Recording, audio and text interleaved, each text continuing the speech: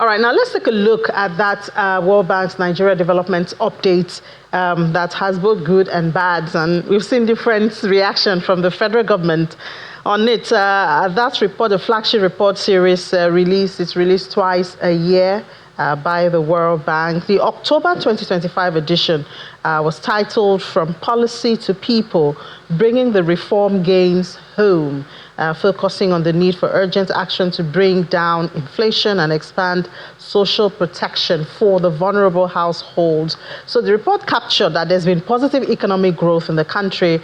We saw the GDP expanding to about 4%, and that's from 3.5%. They said kudos to performance in services and non-oil industries. They also recorded improving external balances. The foreign reserve exceeded 42 billion and still growing at this time. And then they also applaud the declining public debts. The debt's projected to decline for the first time in over a decade from 42.9 to 39.8 of the GDP. But they ask for cautious projection when being optimistic about the nation's economy. And they also, among other things, talked about the need to deal urgently with sustained high food inflation and high poverty. And of course, that was where the federal government came in when they said that the number of the poor in Nigeria has increased to 139 million. And then the federal government obviously disagrees with that part, but agrees with the other parts. I mean, I don't understand how you take one part of a report and then you disagree with other parts. But let me see what Mr. Shoaib Idris thinks about this. Managing Director and Chief Executive Officer of Timeline Consult Limited. Mr. Idris, good morning. The last time we spoke to you, you were in Kaduna. Good to have you in Lagos in the studio. You're welcome. Good morning, and thanks for having me in. Yes, I was in Kaduna that time, and I'm now back to my base. Back to your base. Yes, you're welcome. Yes, thank you. I mean, this is a report that gives a lot of applause to the federal government. Applause its bold reforms, and some of the benefits we have seen. We've seen inflation drop and, all of that, the reserves up. And they mentioned all of that, but when it comes to the number of people living under the poverty line, the federal government will not take that one. But, I mean, first of all, what do you think of this report as a whole? Well, I think for the first time, in more than, let's say, 2-3 years now, we are getting the NDU reports to be a bit, let's say 75-80% positive as it relates to Nigeria. And we will say kudos to the current economic managers of Nigeria. Indeed, generally, there is an economist by name Noam Chomsky who stated that there are no failed states, there are poor management of resources in a nation. So successive government in the past have been mismanaging our resources. So we will say President Bola Ahmed Tinubu and his economic management team are coming up with some laudable policy initiative, and they are taking some courageous steps to implement certain policies that successive governments in Nigeria did lack the courage, the strength, and the wisdom to implement such policies.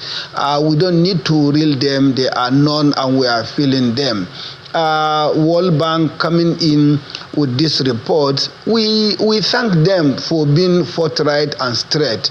But then we would have thought that in addition to looking at the positive side of the reforms and the result we are seeing as indicating in the high foreign reserve or increase in foreign reserves, near reduction in our debts and other positives that they have mentioned. Yes, there are challenges with the poor. I mean, the cost of living is still extremely high. We do know that economic policies is akin to planting a mango tree or a guava tree or an orange tree. You don't plant it today and reap the fruits tomorrow, not even after 1 month, not even after 6 months. So yes, there could be some consequences, negative consequences of some of these policies, as enunciated in the report, with the claims that, not even the claim, with the fact that more and more Nigerians are falling below the poverty line. So it should have been much fair to, I don't want to use the word colorate, but for want of a better word, let me borrow it, to colorate that, negative aspect of the consequences of the reforms, to say, yes, you did well. However, yes, there is also this negative, but we can understand why this negative. Maybe in the next 6 months, maybe in the next 6 months or 1 year or 12 months, these poverty-driven or poverty-stricken people could come down. Nigerians could get then accustomed to the pains of the reforms. So we could expect that. Mark you, the other issue that they should have, the World Bank should have addressed, is, yes, President Bola Ahmed Tinubu, you are bold in X and Y and Z areas, but in A, B, C, D, you have failed to be bold. For example, you have not been able to reign, supreme and courageous to reduce the cost of governance. If Bola Ahmed Tinubu were able to reduce the cost of governance, even if it is by just 25%, believe you me sincerely, we would have seen much, much more than this level of economic progress that we are seeing. We still have bloated bureaucracy.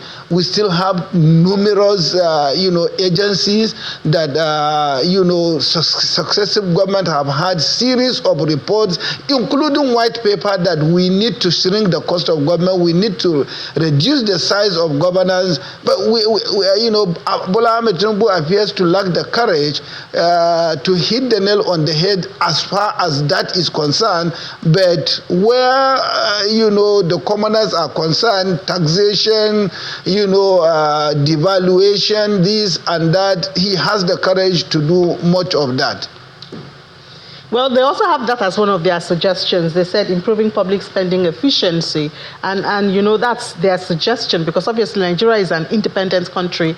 Nobody can run our affairs for us. And I think one of the reasons why they would not hide the numbers or spare the numbers of the people living under poverty is both the World Bank and the IMF had emphasized before now that those reforms are bold, they are good, but you need to create social welfare programs before you start off.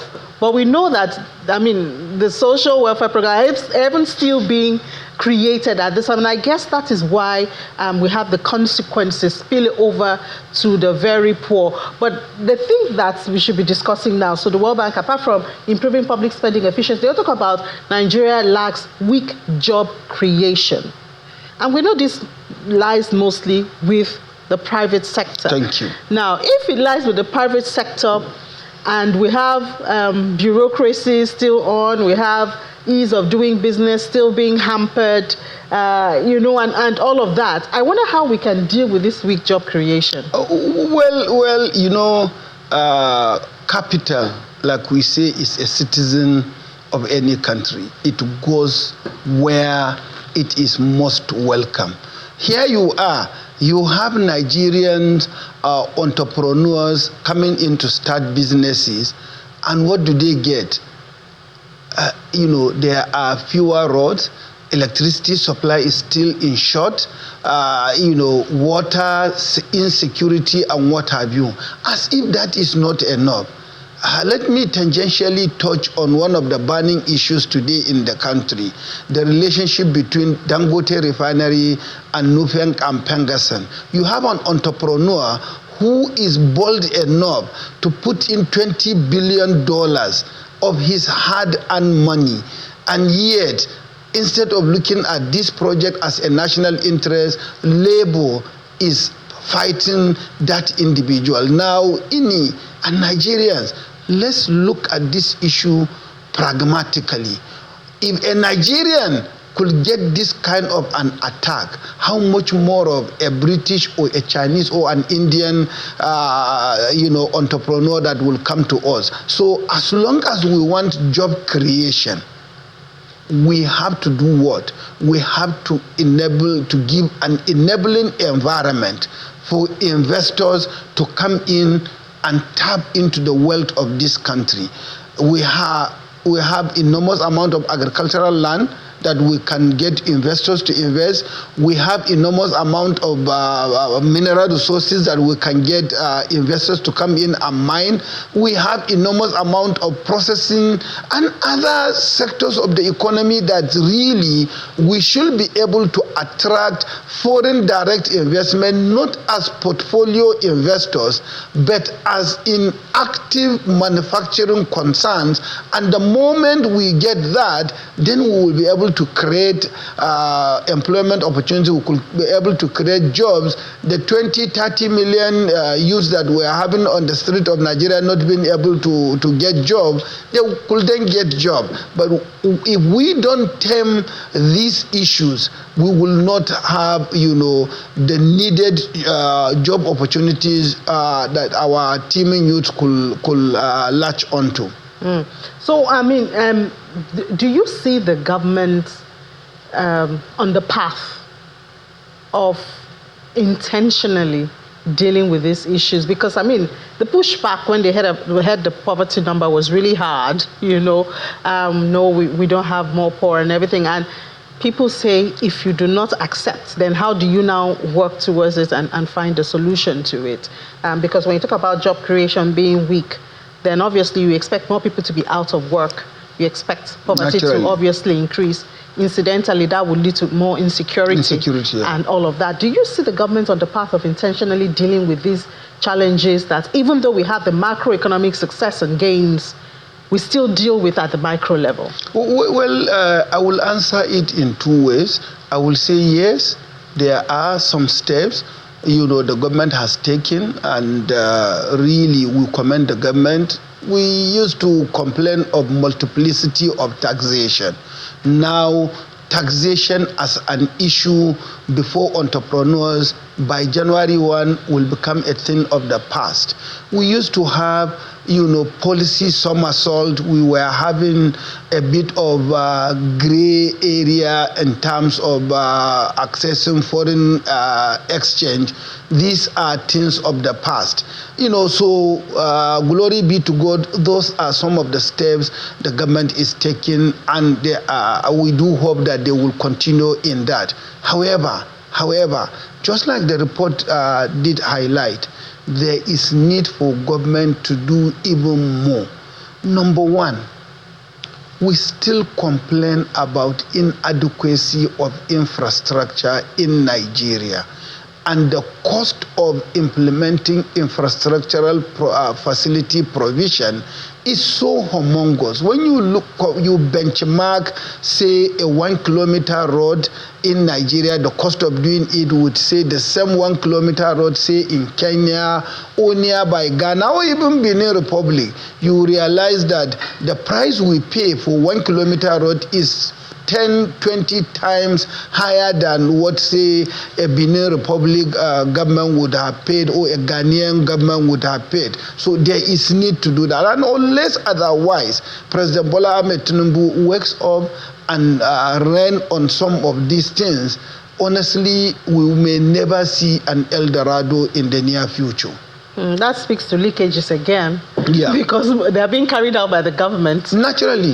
Yeah. All right. Thank you so much for your time. Mr. Shoaib Idris, the Managing Director and Chief Executive Officer of Timeline Consult Limited. We appreciate your time and your thoughts. Thank you for having me.